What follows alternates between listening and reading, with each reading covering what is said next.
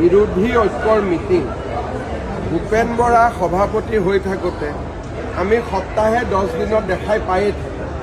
Lily হোটেলত লগ পায় আৰু লিলি হোটেলত চাহ জলপান খায়, নিজৰ ভিতৰতে কথা পাতে, আকৌ ওলাই আহি নিজৰ ভিতৰতে কাজিয়া পেচাল। গতিকে এইটো টিভি চিৰিয়েল আমি যোৱা 4.5 বছৰ দেখিছোঁ। যেহেতু ইলেকশ্যন ওচৰ চাপি আহিছে, এইটো আমি বেছিকৈ দেখা পাম। লিলি হোটেলত আহিব, যাব, চাহ খাব, গালি দিব, আকৌ সাৱতা-সাৱতি কৰিব। এই দৃশ্যটো আপোনালোকে দেখা পাই থাকিব।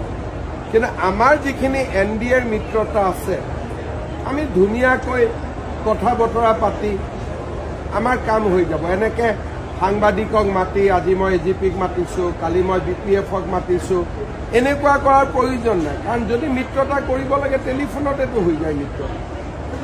মিটিং এখন কৰাৰ কি প্ৰয়োজনীয়তা আছে? লিলি হোটেলত বাৰে বাৰে বহি থকাৰ কি প্ৰয়োজনীয়তা আছে? তেওঁলোকৰ যিহেতু কোনো নিউজ নাই, নিউজ ক্ৰিয়েট কৰিবৰ কাৰণে তেওঁলোকে এনেকুৱা মিটিং মাজে মাজে পাতি থাকে। নাই, আজমলে এণ্ট্ৰি মাৰিব, দুদিন পিছত মমতা বেনাৰ্জীয়ে এণ্ট্ৰি মাৰিব, অখিল গগৈয়ে 20খন চিট বিচাৰিব, লাষ্টত এখন চিটতে মানি ল'ব।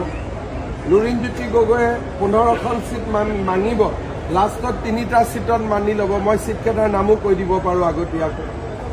এতিয়া মাঙিব 14টা, কিন্তু মানি ল'ব 3টা।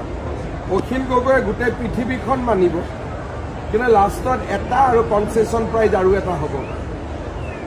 গতিকে তেওঁলোকৰহে আসনখিনি মই আজিয়ে ভগা বতৰা কৰি দিব পাৰোঁ।